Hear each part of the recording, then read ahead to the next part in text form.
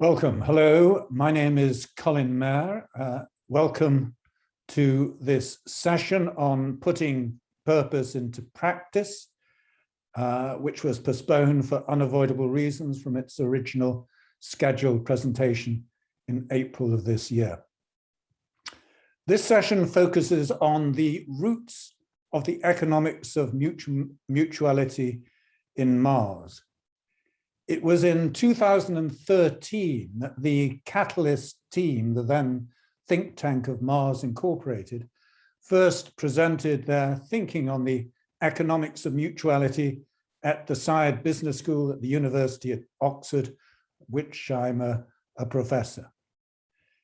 It generated a great deal of interest from academics and researchers in the business school at Oxford University. And we decided to pursue a partnership between Oxford and Mars in researching the principles of mutuality. The program started in 2014 and was expected to last for a maximum of 5 years. Well, in fact, it proved such a success that it's now in its 7th year and still going strong. The program focused on research and teaching on responsible business and the principles of mutuality. It investigated the thinking behind mutuality, the approaches to implementing it in the organization, and its influence on the performance of a firm and its operations around the world.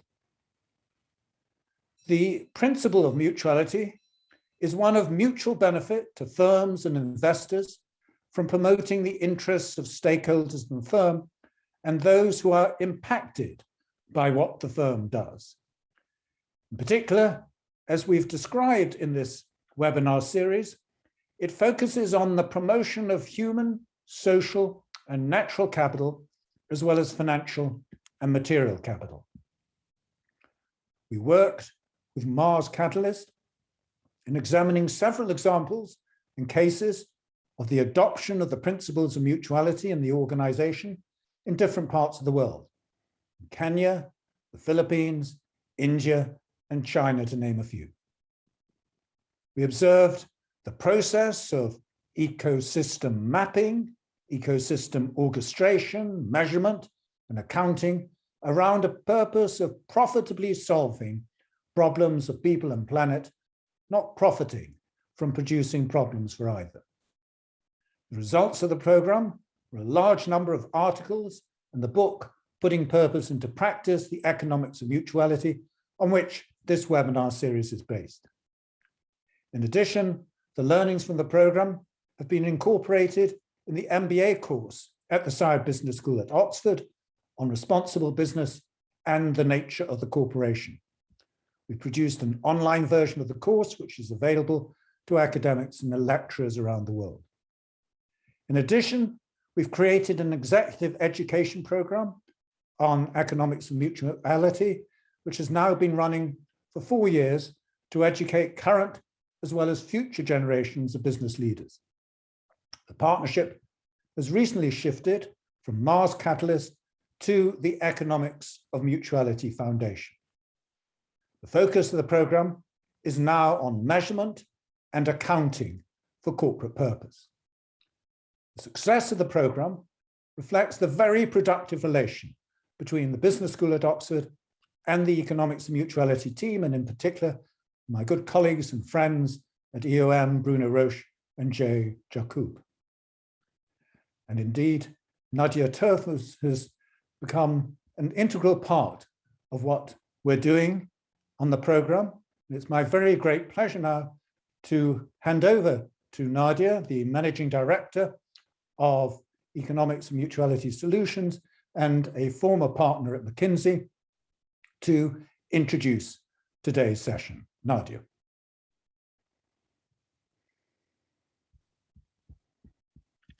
Thank you very much, Colin, and welcome to all.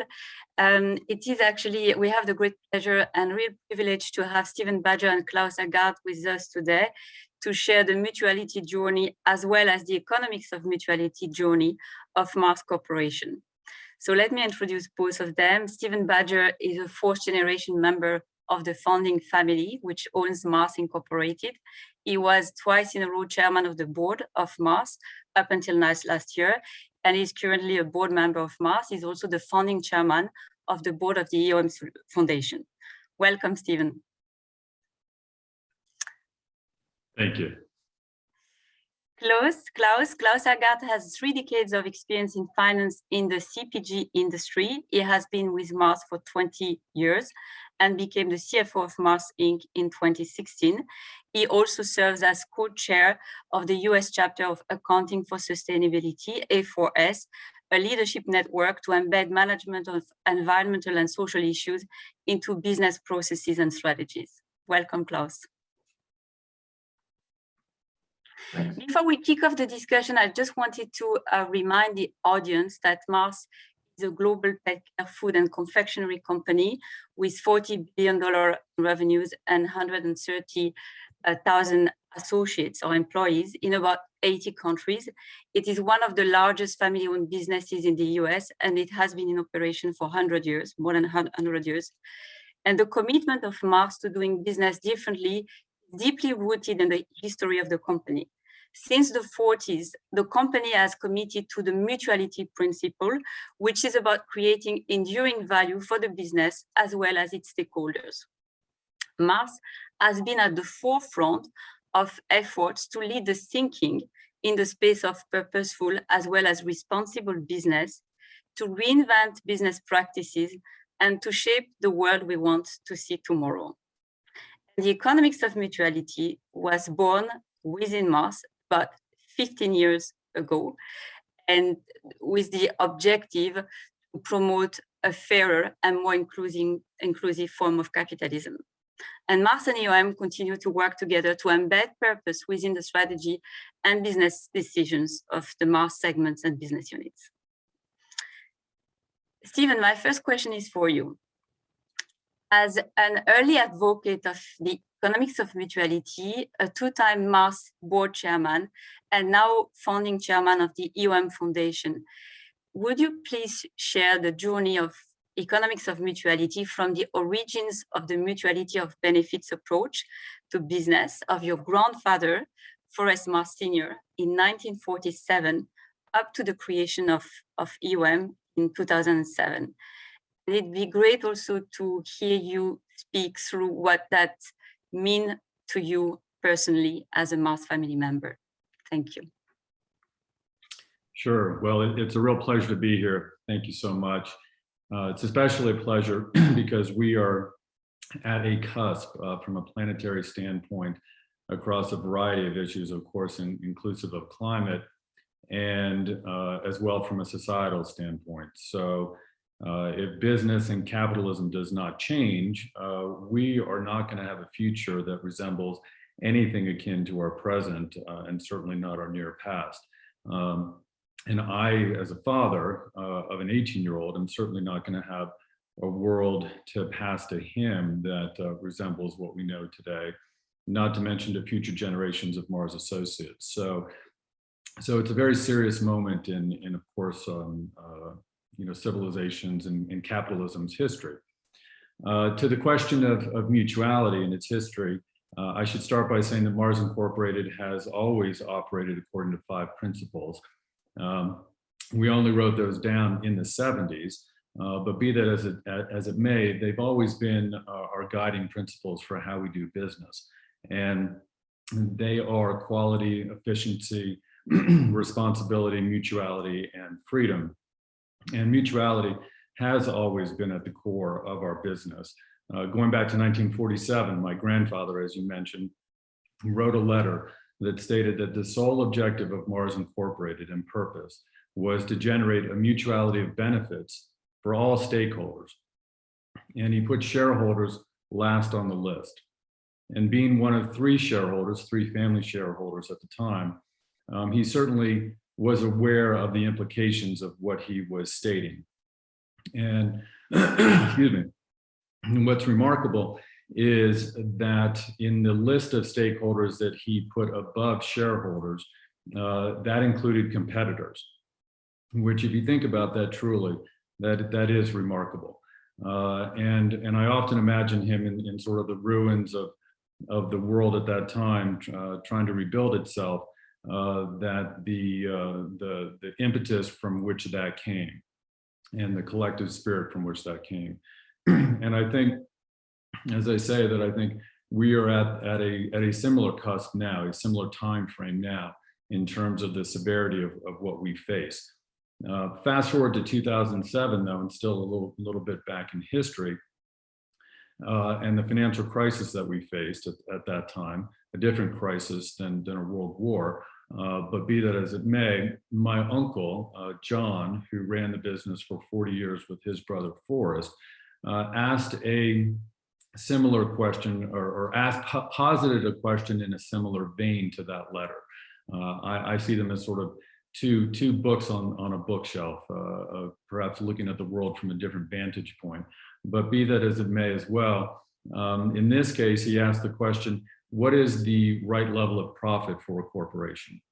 And being the CEO of that, co-CEO of that corporation, of our corporation Mars, and being one of 3 shareholders, again, being a privately held business and a closely held privately held business, he knew well the question that he was asking and the implications to our business in so asking. And as we pondered that question, we had the good fortune of coming across Colin and his book Prosperity. And in that book, he posits that the only way that business coming out of the financial crisis could ever regain the trust that it once had, if not just get back some of the trust, was and would be to be transparent. Now, of course, if you're being transparent, the only way to regain trust is if you're doing the right thing. And I think we had a meeting of the minds that the right thing looked something like mutuality. And from the meeting of those minds and from the meeting of 2 great organizations, Oxford Saïd Business School and Mars Incorporated, birth was given to what we now call the Economics of Mutuality. And we've been grateful for that partnership, so grateful, and are very, very, very pleased with what we've accomplished together. To the question of what does it mean to me personally? Well, developing the economics of mutuality and championing it within the business has certainly been something that I've done for many, many years. Just because we're a privately held business and just because I'm a family member doesn't mean that's been easy. Change is never easy, as I'm sure all participating in this would know. Certainly I know you, Nadia, are aware of that, Claus, Colin, etc. But it's the needed path forward, if we don't want to face a very, very dire future. And what's been incredibly rewarding about unfolding the economics of mutuality is that it has been proven that, in fact, you can get better business results when you have purpose at the core of your business for why you're doing what you're doing, and you operate in a vein of bringing to life your business through a set of principles which have mutuality at the core, that indeed you can drive better business results. And we have found that to be true at Mars Incorporated. We are finding it to be true in other businesses, even outside CPG. And so it's incredibly rewarding and great to be here with you today.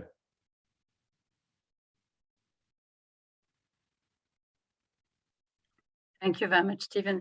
And I did not mention, but the purpose of the economics of mutuality is indeed to create a mutuality of benefits across among all stakeholders. So very much aligned with the vision of your grandfather. Thank you. Claus, the next question is actually for you. So as a CFO for us and as a financial professional working with others to advance embedding people and planet issues into strategies and management practices, what role do you see for EOM and EOM-like movements in creating a more inclusive form of capitalism, particularly as we slowly work to recover from COVID And what do you think this movement should actually aspire to achieve, given the size and the complexity of the challenges that the world faces today? Thank you. Big question there, Nadia. I'll do my best to answer. But also, thanks for having me. I've been on a couple of your seminars and so on. It's great to see how the whole Economics of Mutuality platform is unfolding. And it is a privilege to be here. And when you just hear Stephen talk as a father, as a person, as a family member of Mars, I hope you can all get why this is a special place where we are trying to do some extraordinary things in a very profound way to have our humble, but still I would say bold, impact on society, on the associates that work here, on the planet, and really do our part to leave a legacy, to leave something for the next generations, and for what many of us or all of us on this call has probably endured in one way or another over our lives is generally a positive outlook with lots of potholes, but and we for sure want to do our part to continue that, because I do think when I look at myself and other leaders, I think we've lost Claus, but maybe what I can do then is just remind everyone, and I'm sure that the participants know, but we are basically today facing a lot of issues, huge inequalities. I mean, just to give a few facts, if you look at the G7, the top 1% controls 27% of the wealth worldwide, I mean, in this country, sorry, and the top 1% controls 50% of the wealth worldwide. So, as you know, also we are eating up the world's resources. So we now need 1.75 Earth every year to sustain our current standard of living. So obviously we are over-consuming the planet's resources. We are facing, and we've seen that obviously in the context of the COP26, a massive climate change issue. That's something, that could severely damage the economy and the planet. And the last thing I wanted to mention is we've also lost trust. 20% only of people said the system is working for them today. So I believe that COVID has probably accelerated the need to move ahead. If you just look at recent studies, like a recent McKinsey study shows that nearly 7 out of 10 employees are actually reflecting on their purpose because of COVID-19. And that means also they want to work obviously for companies that are purpose-driven and act in a responsible way in the world. So Nadia, I'll just pick up and say we'll do a little soft shoe tap dance here while we're waiting for Claus. Yeah, exactly. You mentioned COP26, of course, which the world has just come out of, and you're speaking to some very quite stark facts, which are science-based. And the reason I call out science-based is because we just at this latest meeting of world leaders announced our net zero commitments, but it's not our own commitment there too, but it's not just a commitment, it's coupled with science-based targets. And in fact, actually those targets take into account how do we actually address the stakeholders in our supply chain and their carbon emissions. And so I think critical to the path forward for mutuality and for the economics of mutuality, which it would take into account and ask a business to do this very kind of thing, which is to look at your stakeholders, to look at what's incumbent upon you as a business to drive relative to those stakeholders. And when you invest in those stakeholders, that in fact you end up with a better business as a result.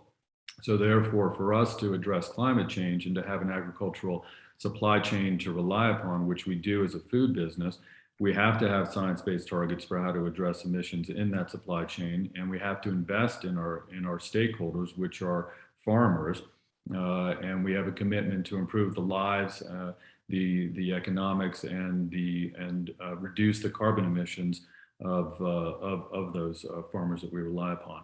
And Claus, now back to you. Sorry about that. No. We obviously haven't paid our bills. I had an internet glitch. So although I do like to think we pay our bills. So I don't know if you heard any of what I said, Nadia. Can I just? Yeah. No, it like after like a few minutes. So you did get started, and I just want to say, that I really believe people like myself, any business leader on this call, needs to think about how to have a net, positive impact, on the world, beyond just delivering a profit, etc. Because that is what expected. Otherwise, I think we will all meet barriers. On this fits nicely with how we think at Mars. I think Stephen has articulated this incredibly well. But our purpose and what we believe in is that the world we want tomorrow starts with how we do business today. And it's not just a statement. I think it is a bold statement, and it's one where we have looked a lot at, how do we do things, and can we live up to that? And of course, that's not easy, and of course, it's not perfect. But what is important is that we are taking action and making progress towards that statement and that ambition, and we call that purpose-led value creation. And I'll come back to your question, but platforms like Economics of Mutuality, I think, plays like hand in glove into that statement, and I think is a great enabler, because as has been said, the world we're looking at today is the challenges are immense. We are eating up the global resources, and the data is much more convincing than when I went to school. And we got to do something about it, and we can. I heard Stephen just talked about our commitment at COP26 or just prior to COP26, and I think it is a great one. But there are many inequalities as well, in the world, and systems that are broken, and we could go on. And I think during COVID, we have seen some of that accelerate, and there is much data out there. And on the other hand, there is also a lot of optimism about some of the innovations going to come out, some of the opportunities that are going to come out, and maybe even how we are going to improve people's lives as well by figuring out new ways of working, etc. That's going to give many people opportunities. But for sure, there is a call for action, and we believe it's important to recognize that at the same time that having a great purpose without profit isn't really possible, but just driving profit without a meaningful purpose is also going to be meaningless to people that work here, key stakeholders, including, of course, our consumers out there. So we need to do both. Businesses need to do both. And that commitment to mutuality that Stephen talked about, articulated already back in 1947, is really what drives us here at Mars. It's what drove me to the company, and more importantly, has driven me to stay all those years, and hopefully, also do my part to drive exactly one of those, principles. And it's such a fundamental belief we have that, that if there is too much of an imbalance, and that comes back to John Mars's question, what is the right level of profit? It is, if there is too much, let's call it, greed and maybe profiteering from taking action or creating opportunities at the expense of the planet and people, it's not a sustainable outcome.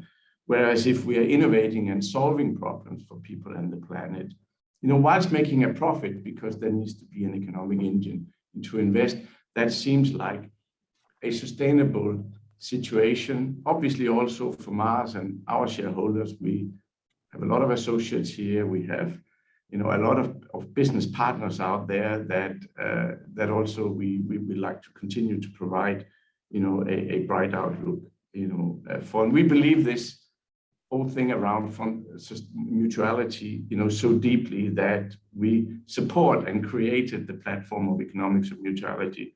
I'm not going to repeat what what Stephen says, but I think it is a great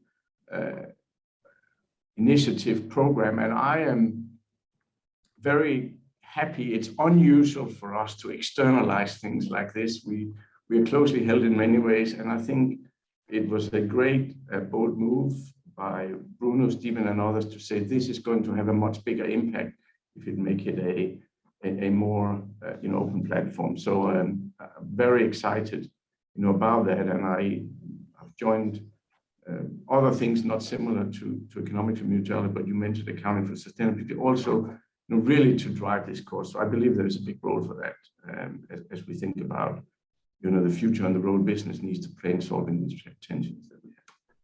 Thank you, Claus. And I just want to get back to something you both mentioned actually around the link between purpose and performance, because there are more and more now surveys that at the macro level that actually shows that two can perfectly go hand in hand. And I think we've seen it at the micro level. So on projects, by embedding purpose within business unit, it actually drives not only well-being for the ecosystem, but also performance for the organization. That also the link at the macro level is being shown more and more. And the other thing that I wanted to mention is we finished, the executive education program with Oxford by saying we have also to embrace imperfection. Not everything is going to be perfect from day one, but we still have to go directionally, to be directionally right at least. I have a question for you, Stephen, around, there's often this question around the role of ownership, i.e. public versus private for organization, and to what extent it is easier for family-owned businesses to be purpose-driven and to act responsibly. What would you say about that? Sure. Well, indeed, of course, there are differences between family businesses or privately held businesses and those publicly traded. To state the obvious, a privately held business doesn't have to issue quarterly earnings statements, and a privately held business, often you could put together all the shareholders in one room. That being said, there are similarities. Certainly for a business the size of Mars Incorporated and other privately held businesses, smaller indeed as well, there is a requirement for strict financial metrics as well as appropriate governance and oversight. And so that would be shared. It would also be shared between the two, the reality of finite resources. There are always more challenges and opportunities than there is cash to address those both. And so we would have that in common.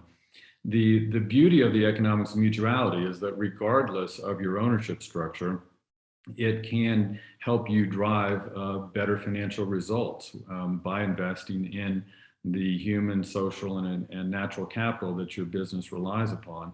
And it's for that reason that we would have a call to action for people, businesses, even our competitors, to seek out the economics of mutuality in terms of the foundation, as well as in terms of the solutions arm of the foundation, to their betterment and to their future. So while there are differences, I think there are many things that we would share and many reasons for both to want to engage the economics of mutuality.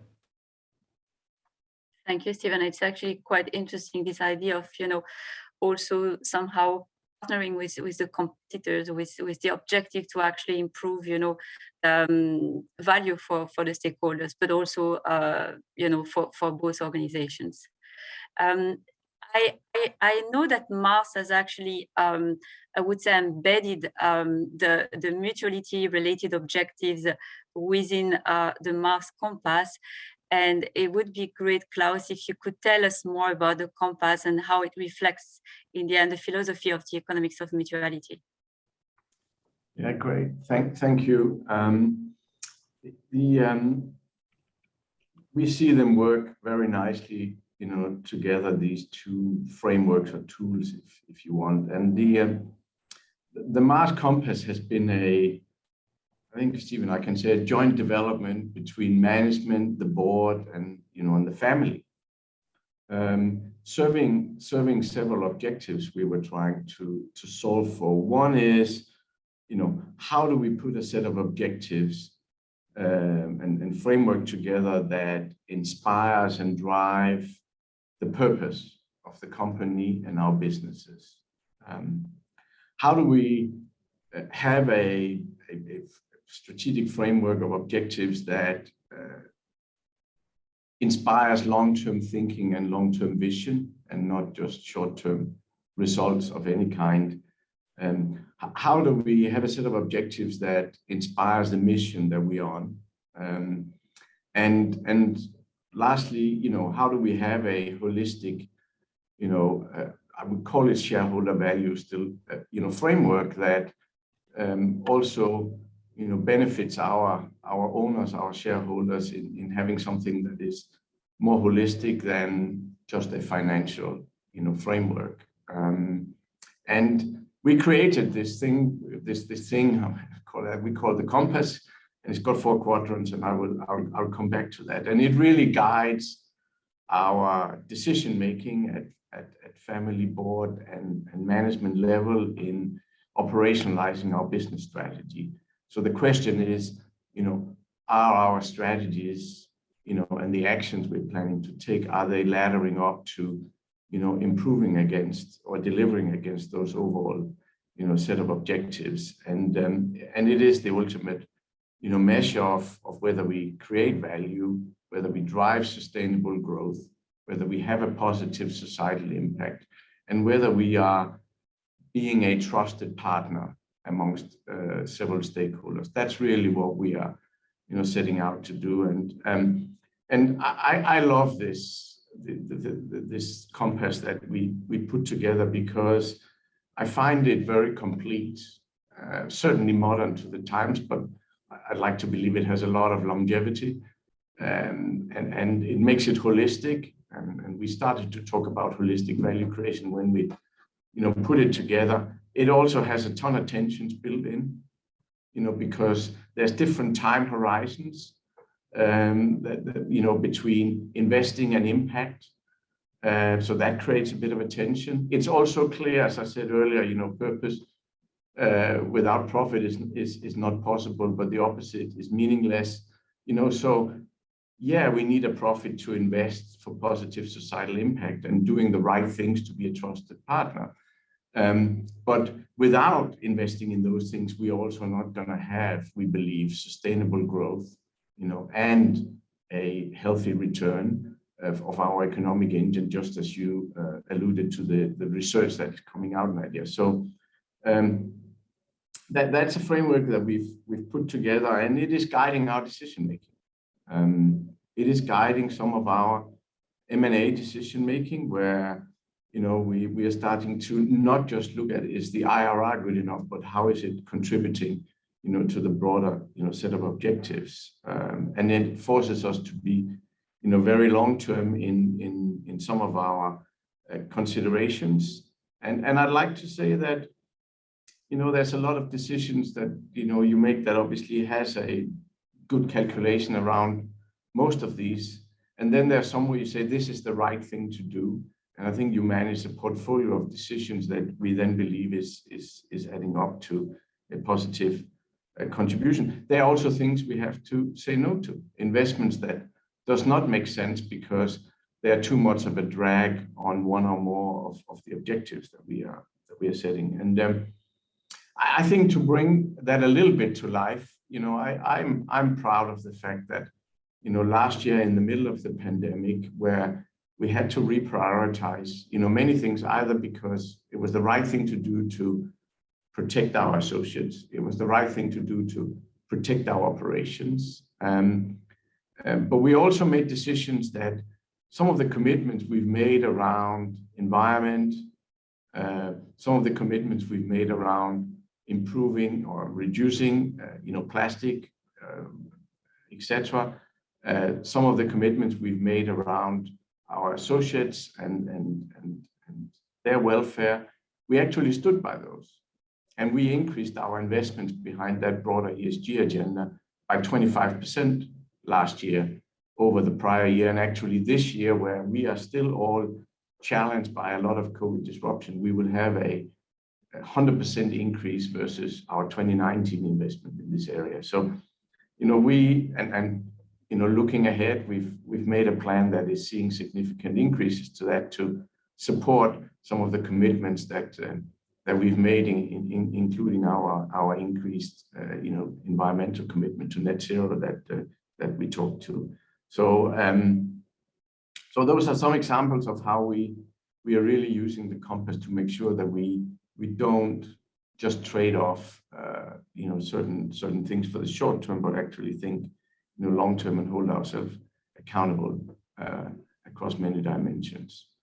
You know, in that context, you know, I think economics of mutuality is hand in glove, as I said earlier, because it is helping us, you know, at a more operational level. And I'm happy to give some examples later of some of the great things that we are doing there if you want. Thank you, Claus.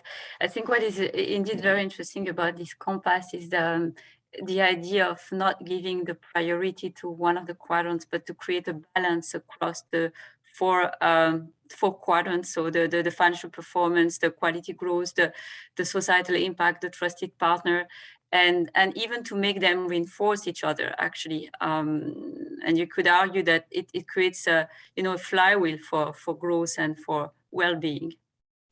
That's what we're aspiring to, at least. And for what it's worth, I should have mentioned that our top 300 leaders at Mars, our long-term incentive, which is in a privately held company where we don't have stock options in any traditional sense for publicly listed companies, that scheme is a significant part of remuneration for those 300, you know, leaders. We actually now have virtually a balance around those four quadrants. So people like myself are equally rewarded on progress against all four quadrants. Not all of them as easy to measure, and of course an effect takes a bit longer, but we think we've come up with something, you know, meaningful, and it's exciting to see how that's also gonna, you know, really drive us also that common agenda. Thank you. And I think, as we said, Claus, it's a continuous process. In any case, being purpose-driven and mutual is something that we improve over time. Stephen, I want to get back around, you know, the creation of the Economics of Mutuality independent platform in August 2020, so a month actually before the 50th anniversary of Milton Friedman's very famous article. A new and independent Economics of Mutuality platform was set up. And I wanted to understand, you know, why did Mars take that decision to create that independent platform, and what is the current role of Mars with EOM? Sure. Well, we came to the conclusion that we had a bit of lightning in a bottle, and in that we could not only drive better business results while investing in our stakeholders, but also drive better associate engagement. At Mars, we call people who work at Mars associates. And we really felt like we had something that could, in fact, evolve capitalism in a manner that is so desperately needed. Again, if we continue on the path that we're on, I question whether capitalism will survive as we know it. I would question whether democracy will survive as we know it. If capitalism doesn't actually step up to the plate and address some of the fundamental issues that one's business depends upon solving in order to have a business. It's not to turn business into, economics of mutuality is not about turning a business into a charity. It's about investing in the stakeholders that you are dependent upon in order to have a sustainable and thriving business. So while we thought we'd captured something quite unique and evolutionary, at the same time, we realized that, as I think all would know at this stage, that no business, no country is an island unto itself, given the dynamics of the world as we know it. And that, in fact, what would be of greatest benefit to Mars Incorporated is not only to implement this in an ongoing fashion and to roll it out in the ongoing fashion that we are, but to share it with the world in order to try to advance the world in the same vein.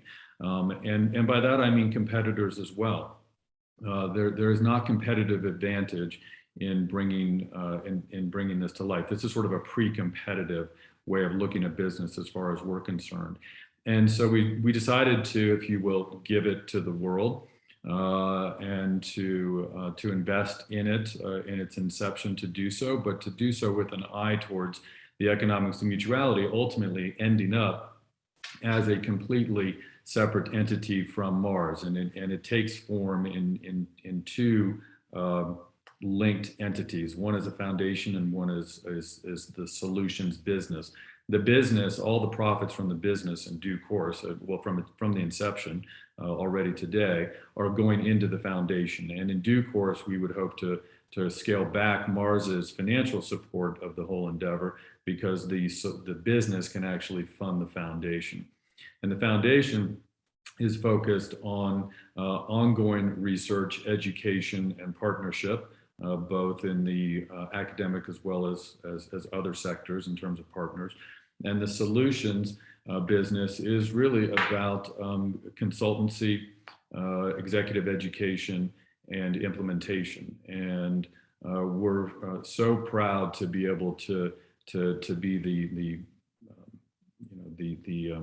I guess the founders of this, but we will be equally as proud when, as I say, and even more so when the likes of our competitors would be engaging the foundation and solutions, because it's not by bringing this to life ourselves that we're going to have the impact that we want. It's by others taking up the charge as well that will create the future that we need. Thank you very much, Stephen. And you mentioned something really important around, the fact that it's through the investment in non-financial forms of capital that you actually, not only improve obviously the well-being of your stakeholders and the ecosystem that you operate within, but also that you generate performance, as we said. It'd be great to have a few examples or from you, Claus, around how EOM has been and is being practically applied within Mars in such a way that, as we said, purpose and performance walk side by side. Yeah, if you have one or two examples, that'd be great to make things very concrete. I think at this moment in time, we have around 10 or so EOM projects, running in the business. You should know as well as me, Nadia, but I think it's about the right number. I'd like to give a couple of examples. One of them is probably a couple of years old, but is still very much live.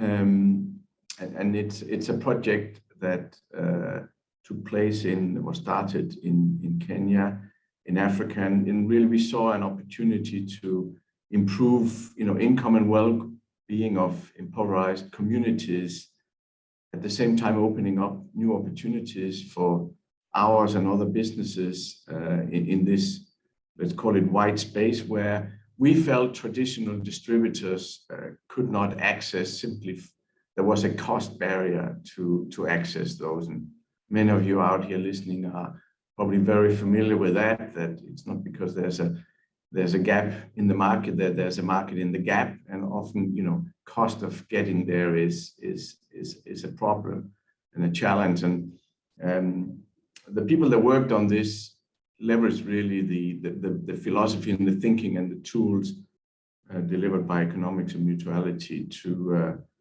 change these opportunities and create jobs, upward mobility, and more social cohesion. So we partnered with NGOs who had I guess social capital, you would call it. So they had the trust of the local communities to recruit entrepreneurs and what we call micro distributors of our products. We presented the opportunity to them to make a living by selling a wider range of consumer packaged goods products. So actually, it is not only our own products. So we offer other, competitors and peers on this initiative, and then we provided tools, whether that is education, microfinancing, through third-party partners, and that also helped them establish some savings so they could invest in themselves, i.e., buying, bikes, motorcycles, etc., to drive their distribution. Some of the non-financial impact that we've created with this is what I would call holistic. We created holistic value, certainly human capital by upward mobility for some of those people in that region, and we've created social capital for more than 30,000 entrepreneurs, and there's been an outstanding retention and stability. Frankly, so much that this business now contributes 15% of our net sales in Kenya. From a standing start, is now 15% of our sales, and it has actually had a remarkable resiliency during COVID. So we think it's a great illustration of where we've helped address some pain points that companies like ours and distributors will have. We've addressed pain points in a community. We've helped create jobs, and we are now rolling this out with a view to create another 30,000 jobs across a few more countries in Africa. And there's an initiative similar to this going on in a region in China where we aspire to create 10,000 jobs. And in the end of the day, for me, now I'm putting on my CFO hat, this is part of what it is all about, creating more opportunities for others, while obviously doing it in a social and environmental responsible way. Is it is capitalism, but it is a new way of thinking about it, and it is a new way of measuring the things that we are doing. And I've had many discussions over the years with Bruno about these things, and it's always been incredibly rewarding to just think about it with another lens. So another example, slightly different, and this is one that's going to end with, we don't really see a financial benefit right now, but we see many others in this, is in our Royal Canin business, so our super premium pet food business. And the vision or the mission of our pet care business is to make a better world for pets. And in Royal Canin, that translates into improving the health of cats and dogs through nutrition in partnership with pet professionals. So that could be vets, breeders, etc. And for Royal Canin to understand how to deliver that purpose, they embarked together with the Economics of Mutuality team on a journey of understanding the challenges of all of our key stakeholders in this pet ecosystem, if you want.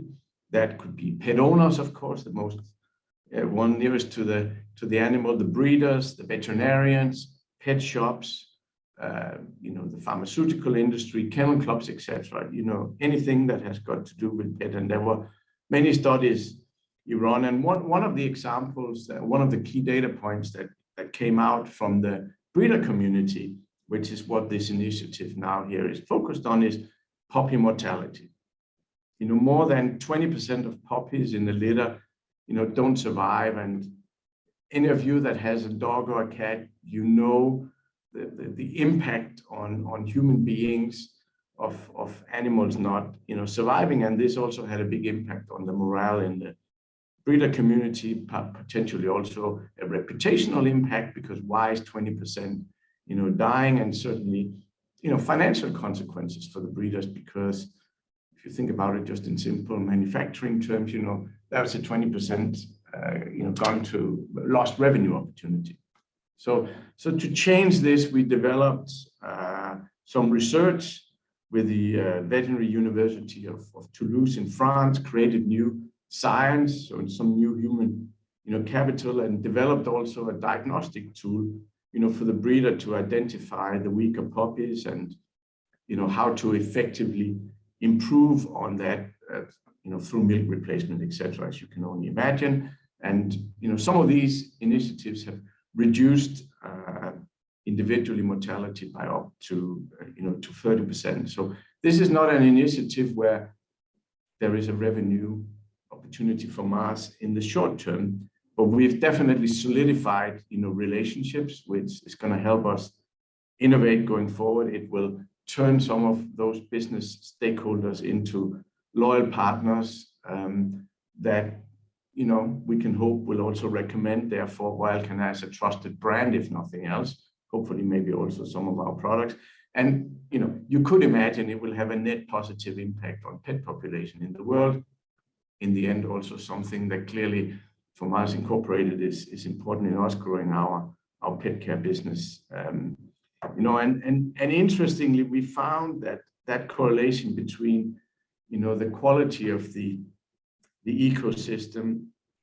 So between our sales reps, you know, as a manufacturer and the vet and the breeders, you know, in any country that we operate, the quality of that interaction based on maybe initiatives like the ones I talked about, where we are trying to deliver mutual benefits, does have a net positive impact on our long-term, you know, business performance as well. So we are very comfortable with those types of initiatives. So those are just two examples of things that we've actually done. Some of it we're actually scaling and rolling out, and we're excited about some of the other initiatives that we are running and what they can contribute as well.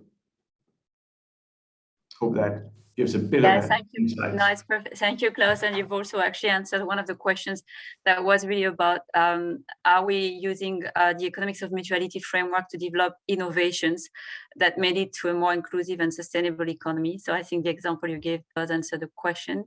I would like also to ask a question from the audience around, you know, how well aware are Mars associates about the EOM program?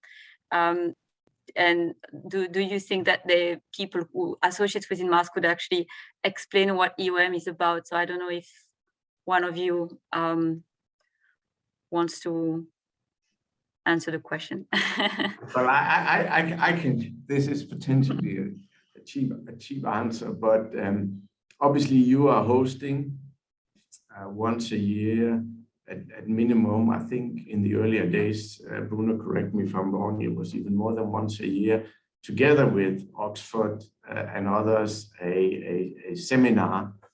And we have had many Mars associates, Mars leaders participate in this program. There are still many participating. I just talked 1 or 2 months ago. There were still many Mars associates, although I'm very pleased for you as well that about half now is also other companies and other interested people participating. But yeah, we have educated a lot. Yeah, we are a large organization, actually 150,000 associates, I would say. We keep growing. So, you know, it's not necessarily that everybody, you know, could articulate it like that, but it is a broad, well-known concept. It's been around a long time. It's been named Economics of Mutuality for quite a long time. And, you know, with 10 projects out there touching tens of thousands of associates, it's becoming an established, you know, way of thinking in our organization. We're still a developing methodology. I'm sure you would agree with that as well. There's much work still, you know, to be done. And these projects that hopefully some of you here are gonna raise as well is gonna help solidify, you know, the thinking into practical tools.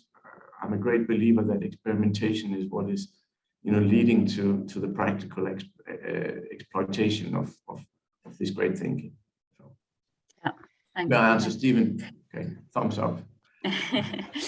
And there is a question also that maybe Bruno can respond to, because Bruno, you were very much involved in this question, what's the right level of profit? And there's a question around how much profit is enough for a business. And how does the C-suite decide how to share the wealth across all stakeholders? Well, good afternoon, good morning, and thank you, Nadia, for this actually difficult question, which was at the beginning of of the journey on the Economics of Mutuality. I mean, what is the right level of profit? And actually, because, you know, I mean, I'm talking to Claus, he's a CFO, but there is cash is actually very practical, is very tangible, right? Profit is actually a question of interpretation, and in a sense, it is especially from a management account perspective, it is a tool to make decisions, to allocate resources, to channel investment. So there is not a magic number. I mean, I wish there was a magic number, but there is not a such thing. So it's more the outcome of a process, and And that's why we started with this notion of purpose, way before actually purpose was a trendy concept.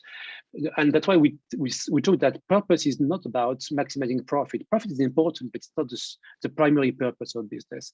The primary purpose of business is to develop profitable and scalable solutions, right, to the problem of people and planet, not profiting from creating problem. And I think this notion of purpose is actually critically important because collectively we need to move from a world where we have, generally speaking, an economic model that is profiting from creating positive and negative externalities. And we need to move to a system where we need to have profiting from creating solutions. And that actually is not the same depending on the industry. Some industries have a lot of negative externalities. Some of industry have a lot of positive externalities. So in a sense, this notion of process that we are proposing at the Economics of Mutuality is really about to understand how eventually a business can move from a situation where it creates positive and negative externalities, and most of the time they don't know. I mean, many companies don't know how much positive and negative externalities are created, to a situation when they can manage actually these negative and positive externalities with the intentions to minimize the negative externalities and increasing the positive ones. And essentially the profit is a tool, is a very powerful tool to help management identify where the financial capital should go to create this scalable and profitable positive externalities. So it's not a magic answer, but now a process exists, and it took us about 15 years actually to derive this process. We were a bit slow. I'm very grateful to the patience of the company because, I mean, in any other companies, I should have been, this project should have died many, many times. But thanks to this kind of a long-term vision of Mars and the values, we managed eventually to come up with a process, with a methodology, with tools that can equip almost any companies actually to get into that journey. And now the second question is that how should eventually the responsibility of the management actually to identify how much profit they should make. Again, I think it is linked to the purpose. And if, as many companies start to do now, including Mars, to link actually the bonus of the executives to something more than just financial capital, then you will have over time a natural alignment between purpose, practice, and what we call the new mode of profit construction. So when the three elements are aligned, there will be naturally a tendency to allocate the resources and the financial capital that the company generates into the solutions that really matter to fulfill purpose, but also at the same time to create profitable solutions. So it's I know it's a long answer to your questions, Nadia, but it's a difficult one. The only thing I can say is that the process exists, the methodology has been now tested, proven in places like Africa, the US, Russia, China. And again, it is a journey. It's not a perfect solution, but at least companies now can really move into that space. And in a sense, I think we have no choice. I mean, business existed before financial capitalism and will exist after financial capitalism. And actually, the role of capitalism is to ensure that business continues to thrive. And in a sense, there is a profound reformation that needs to take place now. And that reformation needs to embrace not only the stakeholders, but also other forms of capital. And therefore, the notion of profit, which actually at the core of what finance is all about, needs also to be reformed. And that's essentially the purpose of Economics of Mutuality, to help companies redefine their purpose in such a way that it can fulfill a higher purpose. And by doing that, putting themselves into a space where they can continue to thrive and have impact. The two must go together now. It's no longer an option. It is actually a critical necessity. Thank you. I just want to share also for Stephen and Claus that beyond a few questions, there were also a few comments, and I just want to read that one because I think it's a very nice one. I'm so proud to have been part of the Mars family for 20 years. This development is so entirely consistent with the 5 principles we lived and worked by. Thank you. And there were a few other comments, but I would like to thank you very much, Stephen and Claus, for joining us today and for sharing their inspiring words and enlightening perspectives. And thank you also to Bruno, of course. And I would like to conclude by quoting Martin Luther King Jr., who puts mutuality at the center of our lives. And he says, injustice anywhere is a threat to justice everywhere. We are caught in an inescapable network of mutuality, tied in a single garment of destiny. Whatever affects one directly affects all indirectly. And I believe it reflects well what we have discussed today. Thank you so much.